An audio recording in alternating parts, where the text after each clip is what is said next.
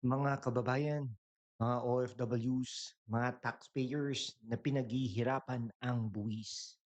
Truth bomb! Tiklop na ang mamaletagang susunod na hearing. Si Saldico mismo, dating representative ng isang party list, ako Bicol, dyan sa House of Representatives. Naging appropriations chairperson yan. Senate President Cayetano at Senador Rodante Marcoleta. Walang takot, walang kinikilingan. Diretsyong humahamon kay Senador Tito Soto.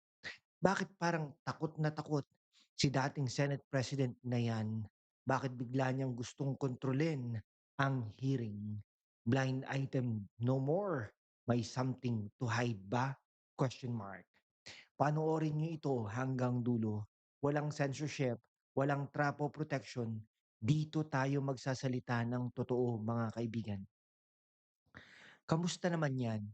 Habang ang bayan ay binabaha, lalong-lalo na ngayon, may bagyong Esther po, no? Na pumasok na sa Philippines Area of Responsibility.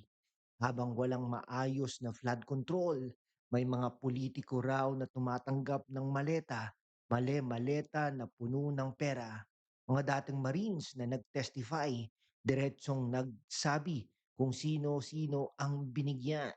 Pero sino ang galit na galit? Walang iba kundi si Tito Soto. Samantala, si Senador Rodante Marcoleta, ang ating legal genius, matalas, matapang, kasama si Senate President Alan Peter Cayetano, pinipilit na lumabas ang katotohanan, hindi tulad ng iba na gustong itago. Ito ang tunay na laban para sa masa, para sa inyo na nagbabayad ng buwis, na nawawala sa kurakot, para sa mga OFWs na anak nyo ang nagdurusa sa baha tuwing tag-ulan. Ngayon pakinggan nyo ito ng mabuti mga kaibigan. Si Saldico ang kanyang testimonya at ang mga dokumento ay susi sa pagbubukas ng lahat ng baho. Nagsiring natin nagsiring nila next week. Asahan nating lalabas ang mga detalye. Si Marcoleta at ang subcommittee ni Senate President Cayetano ang nagsusulong nito. Hindi nila pinapayagan na maging circus o political drama lang. Pero ano ang ginagawa ni Tito Soto? Imbis na suportahan ang investigasyon, hamon agad kay Cayetano. Parang ayaw niyang dumating si Saldico, kahit sa Zoom lang, no? Parang ayaw niyang malaman ng bayan ang buong katotohanan tungkol sa flood control projects na bilyon-bilyon ang halaga pero wala namang nangyayari kundi baha-baha. Ngayon magkakademandahan daw yata. Okay, ang problema po nito, baka biglang i-contest kasi ang mga senador po may immunity, yan, immunity. No, ngayon baka bigla nilang i-contest na illegal yung hearing kahapon dahil nga naman baka sabihin na hindi wala na, ang chairperson daw ng, um, ng Blue Ribbon ay si Erwin Tulfo na at hindi si Pia Cayetano. Baka po gano'n gawin 'no? Wag naman po sana, pero tingin ko mananalo naman po ang Cayetano Black 'no? Okay. Ay, maletagang daw cash-filled suitcases na ibinahagi sa ilang politiko. Grabe, no? Si Soto, defensive na defensive. Deny, deny, deny. Pero bakit parang takot na takot sa tunay na hearing? Bakit gustong kontrolin ang Blue Ribbon? Yan din po ang tinatanong natin mula noon pa. No? Si Marcoleta, mga kaibigan, si Senador Rodante Marcoleta, hindi natatakot. Diretsahan, matalino, at laging nasa tamang batas.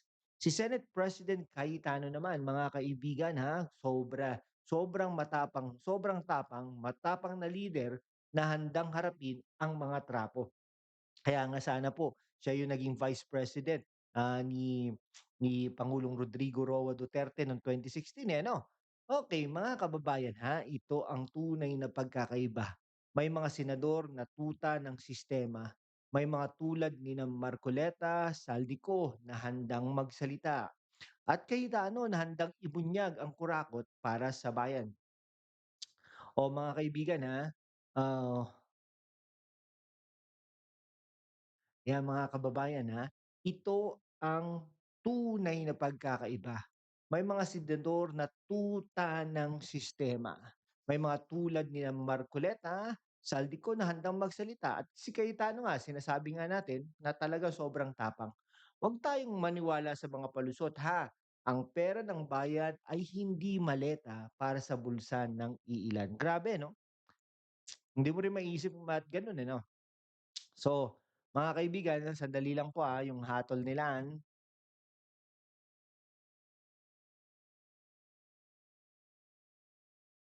Pero teka muna mga kababayan ha, huwag nating palampasin ang totoong nangyayari rito. Si Senate President Cayetano, matapang na hamon kay Tito Soto. Hindi siya natatakot kahit sino pa ang kalaban. Pinipilit niyang maging transparent ang hearing, hindi yung maging palabas lang para sa kamera. Ito ang tunay na liderato. Si Senador Rodante Marcoleta naman mga kababayan ha, ang ating legal genius, matalas ang isip, matalim ang dila, at lalong hindi natatakot magsalita ng totoo. Habang ang iba ay abala sa damage control, siya ay abala sa paghahanap ng katotohanan. Respect talaga. At ngayon, darating na si Saldico sa susunod na hearing. Asahan nyo, maraming bomba lalabas dyan. Mga detalye tungkol sa mga proyekto, mga kontrata at kung sino-sino ang nakakuha ng maleta. Hindi na pwedeng itago pa mga kaibigan. Samantala, si Tito Soto nanginginig na defensive. Imbis na suportahan ang investigasyon para sa kapakanan ng bayan, ang gusto niya ay kontrolin, patigilin o i-dilute ang hearing. Bakit naman ganun? May kinakatakutan ba siya? Mga kababayan ito ang klasikong trapo style. Kapag nahihirapan na, sisigaw ng political persecution. Pero kapag sila ang nasa poder, tahimik na tahimik sa korupsyon. Hindi na tayo boboto sa ganitong klasing politiko. Si Saldico, mga kaibigan, Marcoleta at Senate President Cayetano, sila ang nagdadala ng tunay na pagbabago sa Senado. Hindi yung mga matatandang trapo na ang tanging alam ay protektahan ang sistema na pinapakain sa kanila. Walang takas sa katotohanan. Ang susunod na hearing ay magiging turning point. Manonood tayo ng buong-buo next week, 'no? Papanoorin din natin yung kay Erwin Tulfo, 'no? Walang bias, walang kinikilingan para sa bayan. Alam nyo, ang inaalala ko po kay Erwin Tulfo, iniimbitahan niya yung 18 Marines. Eh, 'di ba meron silang power to contempt. Ngayon, for sure, hindi niya magugustuhan yung mga sasabihin o kokontrolin, iko-contempt niya po 'yon. No, pagka-contempt, pwede niyang ikulong sa Senado o di kaya naman sa Pasay City Jail, no? Trip-trip lang 'yan, no? Ang hatol nila ang katotohanan ay lalabas din. Tiklop na ang Maleta Gang. Si Saldico sa susunod na hearing panonoorin natin. Si Marcoleta at Senate President Cayetano, patuloy ang laban. Si Soto, kailangan niyang sagutin ang bayan ng walang palusot. Mga kababayan huwag tayong manahimik. I-share ang video na ito. Mag-comment kung sino pa ang dapat imbestigahan. Subscribe to stay updated on the truth behind the latest headlines. We are on the road to 100,000 subscribers to show the strength of our community. Join us, ladies and gentlemen.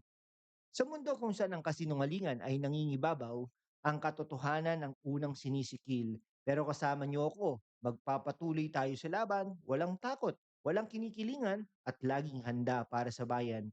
Sumali na sa aking YouTube channel membership. Tulungan natin ang channel na maabot ang 100,000 subscribers. #WalkWithLand. Dito tayo sa katotohanan, kita-kit sa susunod na bomba. God bless the Philippines. Mabuhay po ang Pilipinas.